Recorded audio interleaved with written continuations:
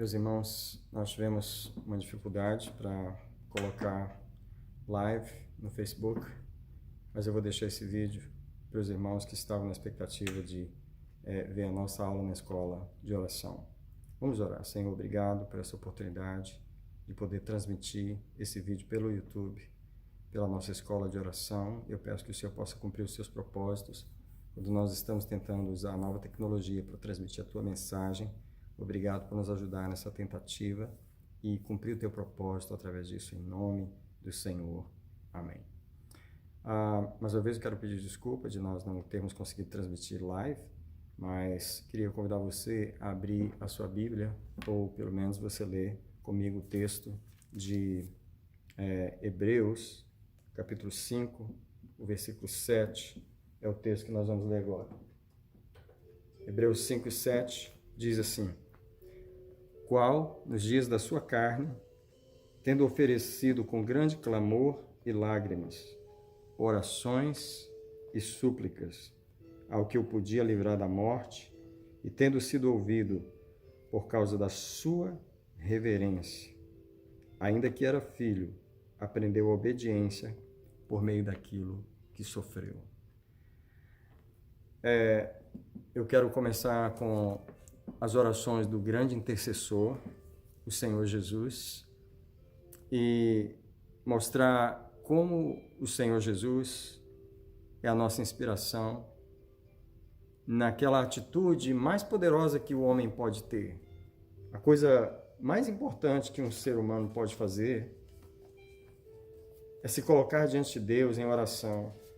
O melhor que um homem pode fazer, uma mulher pode fazer, é o que Jesus fazia nos dias da sua carne. Aqui Hebreus 5,7 diz que o qual, nos dias da sua carne, isso é o Senhor Jesus, quando ele estava na terra, tendo oferecido com grande clamor e lágrimas, orações e súplicas, com grande clamor e lágrimas, ao que o podia livrar da morte, e foi ouvido por causa da sua reverência.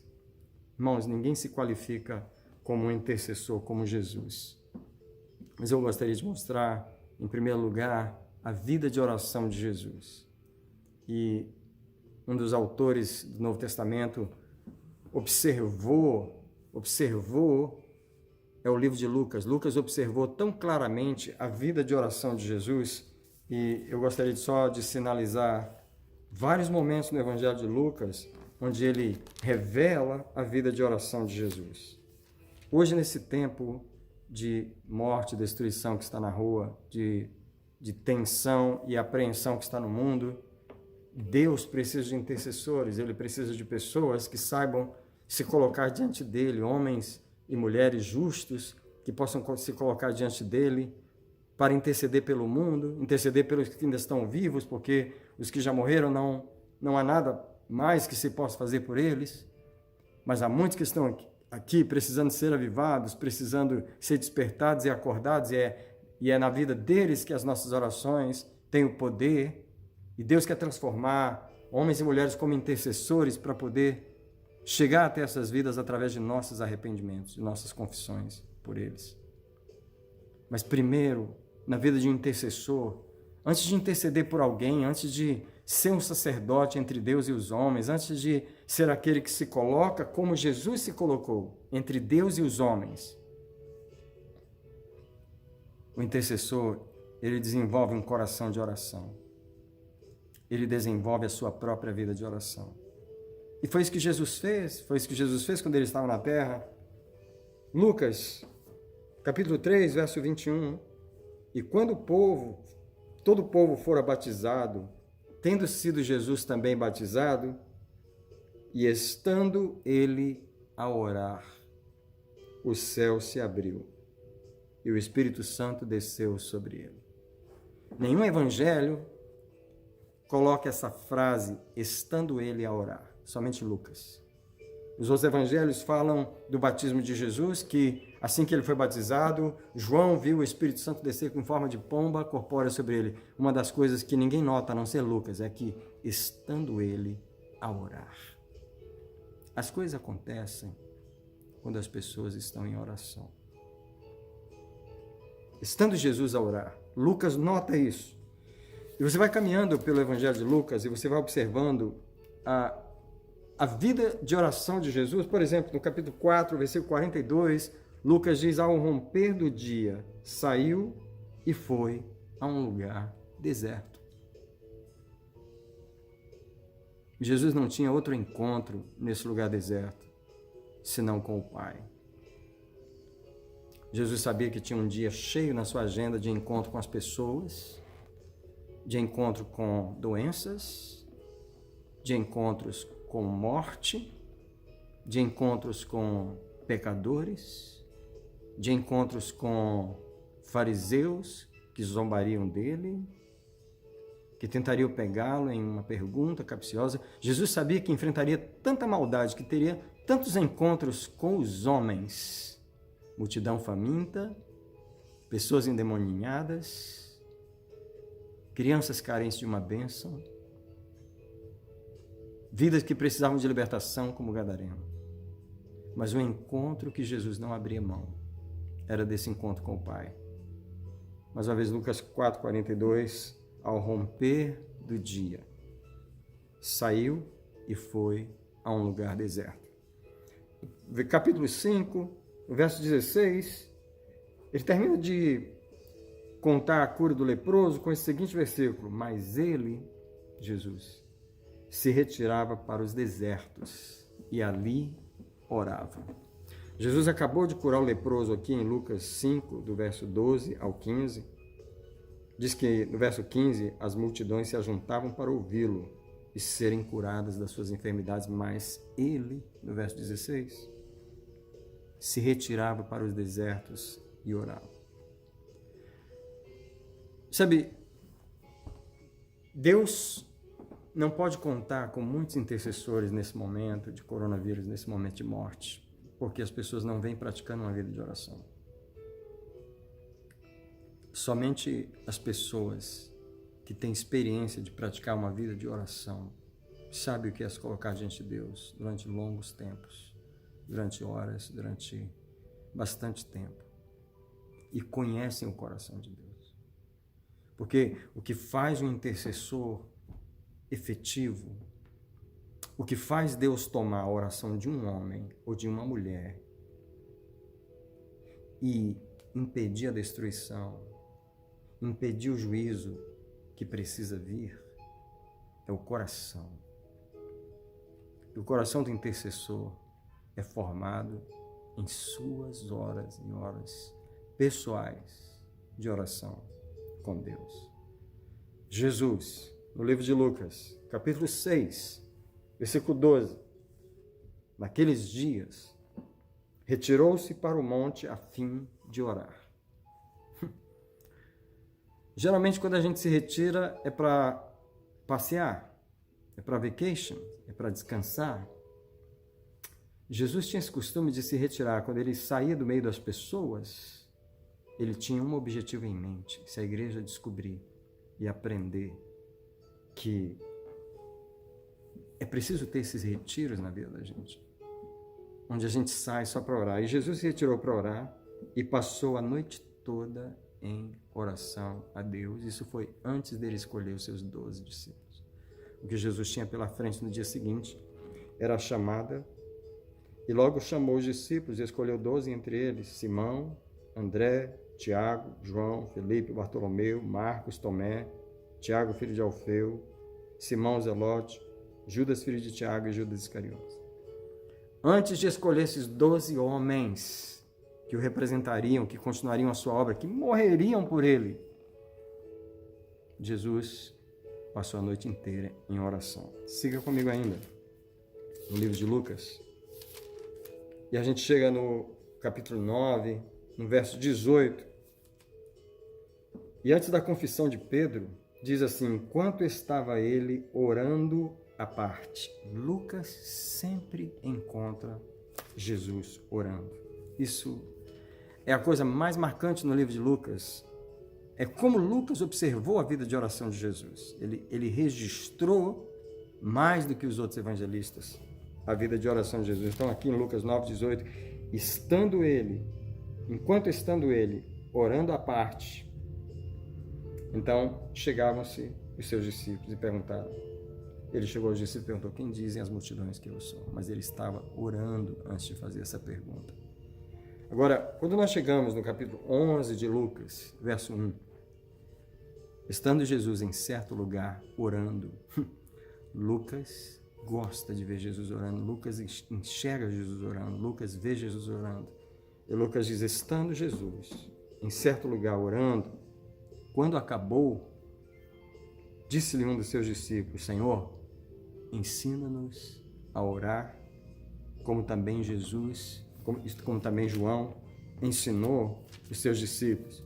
E aqui, no capítulo 11, Jesus começa a ensinar os discípulos a oração do Pai Nosso, que é o primeiro nível de oração, onde se vê a Deus como Pai.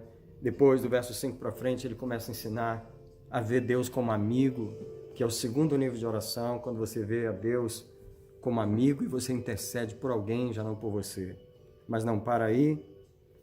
Ele vai para o capítulo 18, e Lucas, no capítulo 18, começa com as seguintes palavras: contou-lhes também uma parábola sobre o dever de orar sempre e nunca desfalecer.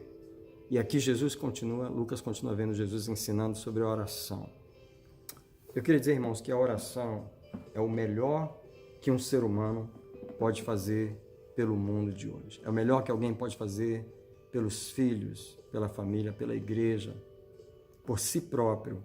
É derramar como Jesus fez. Aqui voltando para Hebreus 5:7, o qual nos dias da sua carne ofereceu com grande clamor e lágrimas, orações e súplicas ao que eu podia livrar da morte. Esse era o ministério de oração de Jesus, o ministério sacerdotal pelos homens. Ele chorava por pessoas que não mereciam suas lágrimas. É isso o que o intercessor faz. Ele se põe diante de Deus para chorar pelo pecado das pessoas que não sentem o seu pecado, mas ele sente. O intercessor se põe diante de Deus para confessar diante de Deus o pecado das pessoas que elas não sentem necessidade de confessar. E Deus, na sua justiça, ele recebe essa confissão para liberar o entendimento dessas pessoas. É uma compaixão sobrenatural que vem para o coração do intercessor. É a mesma compaixão expressa do coração de Deus em João 3,16, quando ele diz que Deus amou o mundo de uma forma que ele enviou o seu Filho. Deus está precisando de intercessores. E nós chamamos a igreja para uma vida de oração, para uma vida de humilhação diante de Deus. Tá? Um outro exemplo que eu quero dar aqui na nossa escola de oração, sobre um homem que intercedia pela sua casa e pela sua família, é Jó. O livro de Jó, no capítulo 1, o versículo 5, antes de acontecer toda aquela tragédia, antes de Jó ter sido desafiado por Satanás diante de Deus, e eu ouvi um pregador dizer, e concordo com ele, que a razão realmente porque o inimigo veio desafiar Jó diante de Deus era por causa do ministério sacerdotal que ele tinha com seus filhos. Jó era um sacerdote. O que ele fazia antes de tudo aquilo acontecer? Antes de Jó perder qualquer coisa, antes de Jó passar por aquela crise, qual era o costume de Jó? Jó, capítulo 1, versículo 5, diz: E sucedia que, tendo decorrido o turno dos dias dos banquetes de seus filhos, porque no verso 4 diz que iam seus filhos às casas uns dos outros e faziam festas, cada um por sua vez, e mandavam convidar suas 3 irmãs para comerem e beberem com eles. Enquanto os filhos se divertiam, Jó estava preocupado em pedir perdão a Deus por eles.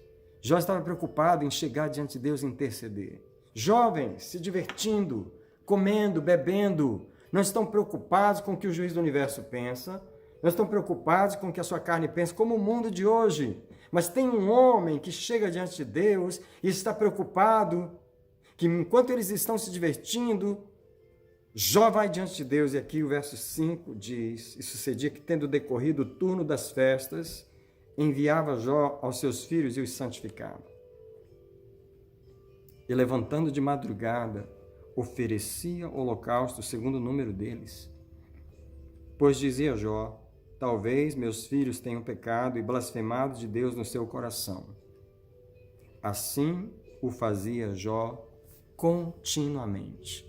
Não tenho palavras para expressar para você como Deus precisa de um intercessor, como Deus precisa dessas pessoas que se põem diante deles, por aqueles que não veem o juízo que está vindo sobre eles, por aqueles que não veem que Deus às vezes não pode segurar mais o que ele tem segurado por anos e décadas.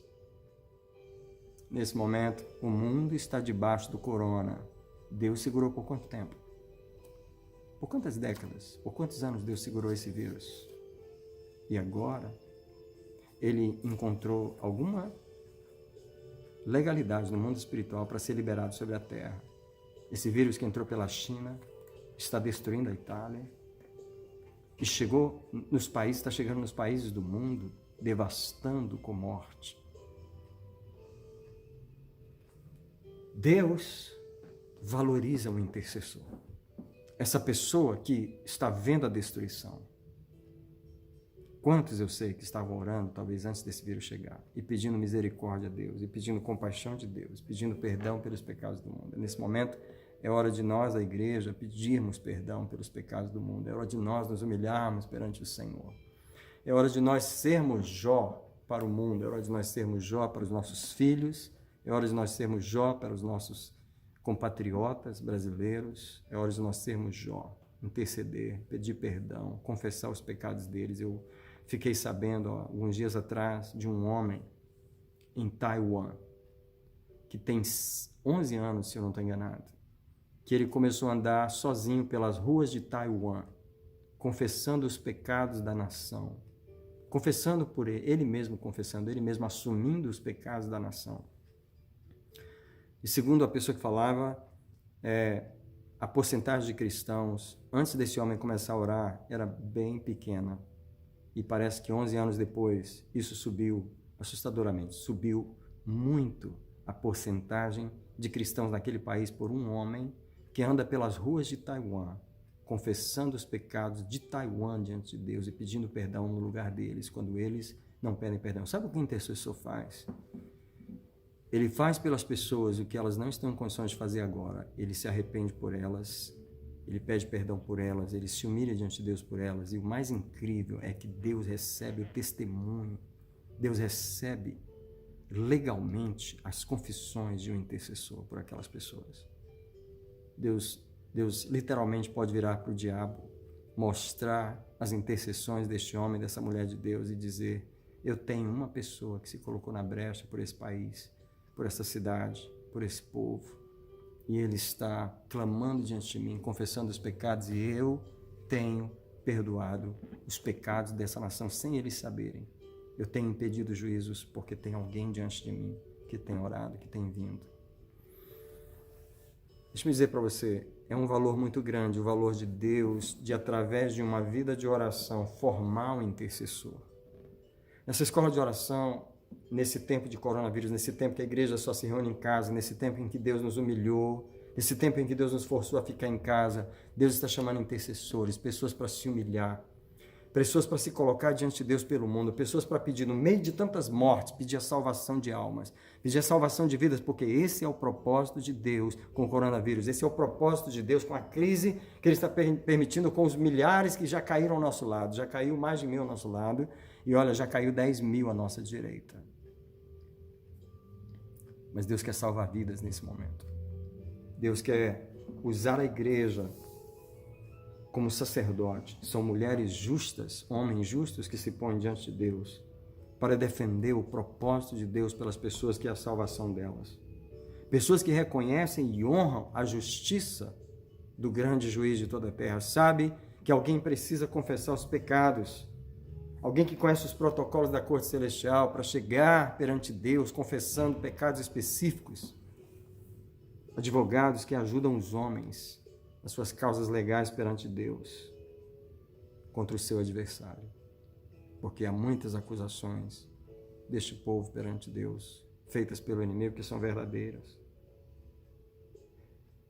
São pais, são mães, são parentes que confessam os pecados de seus entes queridos na corte celestial, as loucuras dos homens que estão ao nosso redor, a ignorância, a dureza, o endurecimento, a cegueira, a surdez, a rebeldia, confessam o amor pelo mundo, confessam a carnalidade, pedem perdão a Deus e se humilham e choram e pedem a Deus que salve as vidas. Salve as vidas.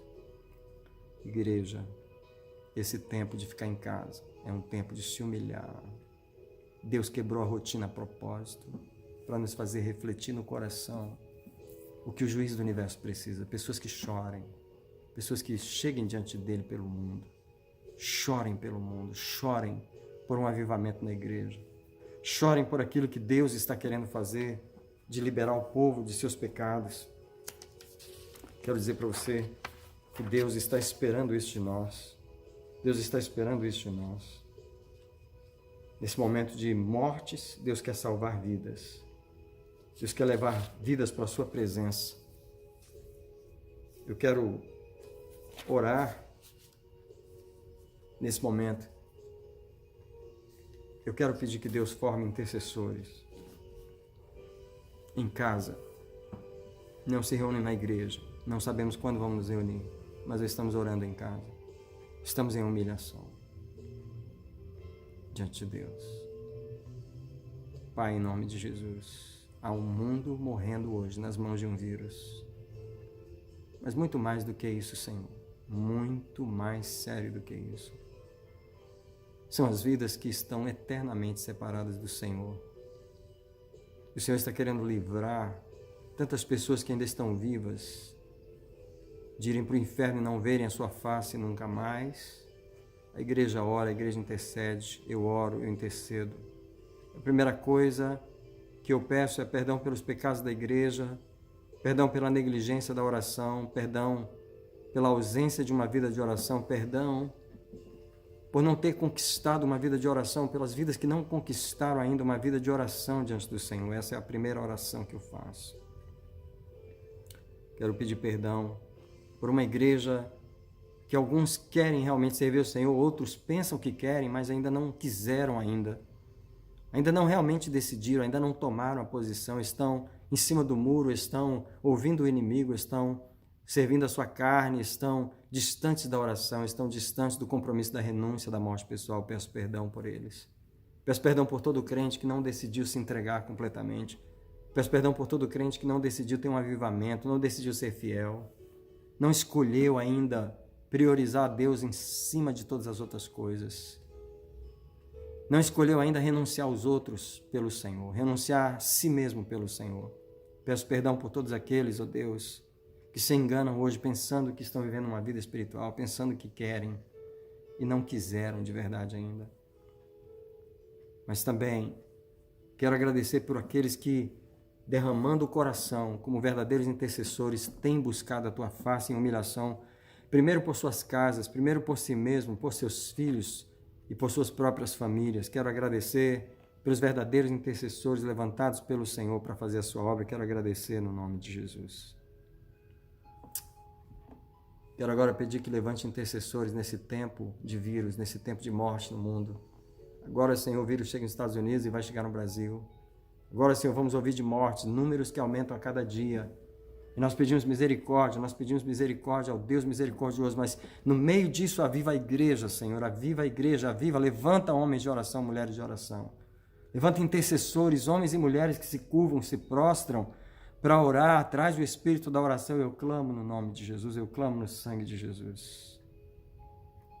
Agora, Senhor, a igreja se reúne em casa, como os apóstolos faziam no começo, quando eles não tinham templo.